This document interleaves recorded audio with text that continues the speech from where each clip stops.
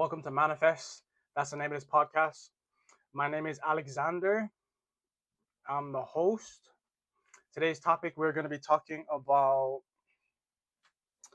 recognizing when a tower is coming, maybe some signs that will come up.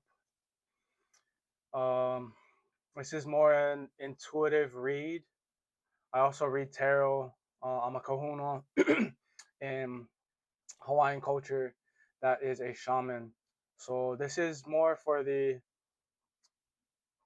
intuitive um, group of people. If you're on this podcast, you're probably one of those, or you're interested in spirituality. But yeah, so this also goes along with where I am on the globe right now. There is I think it's a hurricane or tropical storm warning. So right now the air is very humid. The moisture is kind of being sucked out from um, the incoming storm. So that's kind of what inspired this talk. Um, Depending where you are on your journey, you've probably been to a lot of towers. Um, you might have known when things were happening, things are about to happen. Like I said, especially if you're intuitive, always listen to your intuition. Um, in Hawaiian culture, they call it na'au. That is like a gut feeling. You have a gut feeling that maybe you're in danger, maybe you should leave, uh, not to go to a certain event or take a different route home. Um, those all of those instances have come up for me, and I listen to them, and later come to find out that maybe there was a big accident or um, something happened at an event. So I, in some way, um, escape danger. For me, that is a lot of the times that's the case. It will be kind of like a warning sign, like a kind of like a smoke sign to let me know of, okay, something is about to happen or something possibly is going to happen. There have been times where it's been good, um, where good things happen, but at the same time, it will be like a gut feeling. You will have some type of gut feeling. Feeling. It could be butterflies. Um, but yeah, it helps to have the perspective of God, the universe. If you believe in manifestation, it doesn't have to be Jesus Christ. God can just be a higher power that you believe in. It helps to have something greater than yourself that you believe in, because if that's the case, then you would also believe in that there is some type of divine plan. So even if, let's say, you didn't listen to your intuition or your na'al, and something did happen, there's a lesson in that. So no matter what happens on your journey, you can always gain some type of knowledge from an experience. We are here on earth, school, to learn, to have a human experience. And the ultimate goal is soul fulfillment. So to learn the lessons and apply them in the next experience that we have. And if you believe in manifestation, to be in the correct vibration to attract what it is that you want in your life. As you're along your journey, of course, you're going to be met with tests and challenge. That's just a part of the process. But it's how you deal with these things that shape your future. Um, but after the tower, should be like a blessing. So, like I said, um, like the tower doesn't have to be something bad. A tower is just a change, kind of like a divine timing where God says, okay, now it's time for you to either learn a lesson or get a blessing. It doesn't have to be a bad thing, like I just said. Um, It's just when you are at a certain point in your journey where a big shift happens. So in certain instances, this could be around your Jupiter's return if you follow along astrology, like your birth chart. So Jupiter's return deals with mindset shifts, identity. That happens about every 12 years. So it'd be like 12, 24, 36. Then you also have Saturn's return, which also deals with big life changes. So that's around like 28, 56. Those bigger ones could be maybe getting married, divorced, moving, things like that. So those are towers. Could also be loss of a job. I would say a tower on a bigger scale, like worldwide, would be COVID. COVID-19 was a big tower. It shifted a lot of people's lives.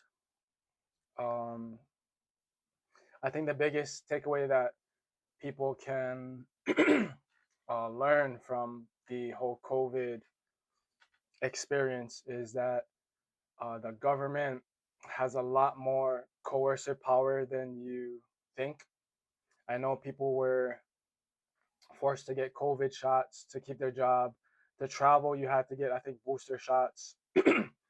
So, um, when you look at it from both sides, if the actual pandemic, um, to control it, that would make sense. Like, okay, to get the shot, and then because you don't want it to spread, okay, get the booster shots and things like that. But in a sense of power and control, if you look at it from that angle, it is definitely um, there is a dynamic there where the government did have coercive control, where they could have you basically abide or just suffer. Really, I mean, you could lose your job, you can't travel. Uh, if that's not really things that you need, then it didn't affect you as much. I know there was social distancing, so you had to stay inside, especially in the US, depending on where you are on the planet. Like I was saying, it affected different areas more than others. And it also showed the world who was able to, as a government, get its people to handle the situation. Some people were able to control COVID a lot faster than others, just because of people were more adhesive to their government. Um, but yeah, let's see. Oh, so another takeaway from COVID is that a lot of people they realized that they could work from home, or they lost marriages. They found the relationship wasn't really where it was supposed to be, or wasn't what they thought it was. So they moved on, and that was a pivot in their life where they more so went towards the things that actually were fulfilling to them. So, like how I just said, work from home, people realize that you can work from home. Now there's the internet, there's different avenues to make money. So they're exploring more how they can provide for themselves and survive um, in different ways, more of an entrepreneurial mindset. So that was another good thing from COVID. But I think also going back to COVID on a wide scale, Earth scale, it had people go within kind of hermit mode, if you want to call it that. There was a hermit mode where you go within, stay by yourself. You kind of analyze your life. It's this is affecting everyone. COVID was affecting everyone, so you're kind of registering what is going on. What are your priorities? What is important to you, and what can be pushed to the side. So it was a type of awakening, which is what a tower is supposed to do. It's supposed to shift your mindset, or it's supposed to, like I said, it's supposed to be some type of shift, a change that is needed. Um, so depending on how old you are, COVID could have been during your Saturn's return, which is like a big shift worldwide.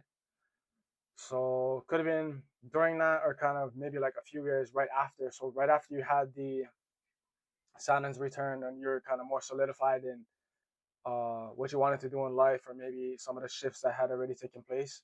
That was more of a kind of testing the waters a little bit to see if you're shakable in the sense of identity and what you are claiming that you learned during the Saturn's return. But yeah, towers are good. Now I look at towers as enjoyable because I know that there's going to be a shift. And so far, I've learned a lot through each tower. So it's no longer a not really like a threat. It's not something negative to me anymore. I don't look at it in that sense, just because I believe in God and I know that God has a plan. So I trust 100%. I have faith that I'm on the right path. I'm doing the right things. So that also helps you throughout a tower or just tough times in general in your life. So I advise you to have a connection with God, the universe, whatever you believe in. That can definitely get you through any tough times. And to also have just a good support system, friends, family. Um, like I said, hermit mode, you might be in a season of your life where you're kind of by yourself, and there's also lessons to be learned in that as well. So know that you're never really alone, even if you don't believe in God or the universe. Your ancestors, your passed over loved ones are still there. Uh, Especially if you're in a hermit mode where you're by yourself and you're kind of learning um, whatever you need to learn at this time. Light is being shown on um, whatever it is that needs to be illuminated to you. It's always good to know that you're never really alone. No matter where you are in the world, maybe you moved away, you don't live um, near your family, or you don't really talk to them as much. You don't have that connection as it used to be. Something changed, it shifted, but that you are ancestors are always there with you. That's how it's so comforting mindset to have. But like winter time where the snow comes and everything is kind of uh, fell to the ground already during the fall season, but your base, the root system in the trees is so strong that it can withstand the extreme cold. Um, that's why I said create the connection with your ancestors, with your higher self, God, or the universe, whatever you want to be connected to, because that is like your root system. That is what's gonna keep you grounded and stable throughout any storms that may come uh, towards you. And having that connection will allow you to remain stable. It'll also allow you to see signs um, that you need to see, maybe warning signs or any type of signs. So for me, I get signs in all different ways. So music is one of them. These videos, maybe the algorithm is bringing certain videos to you. Uh, what else? So tarot cards. I'm a tarot reader, so I use the cards to get guidance as well. But also animals. I get signs through animals, music, dreams, anything that kind of just catches my eye. I'm very aware of energy. So yeah, anything that kind of draws my attention, I will look into it a little bit. I don't necessarily dwell on it too long. If it resonates with me, okay, and then let it go. Or I might think back on it a little bit later on, maybe throughout the day or days later, and something will jog my memory to um, bring it up, and it'll uh, maybe a message will come in later. But just allow yourself to be open to receive in many different ways. That's the thing about God is everyone says He works in mysterious ways. You receive everything you're supposed to receive at the right time. So just be open, stay on your path, know that there is an ultimate plan, and just have faith.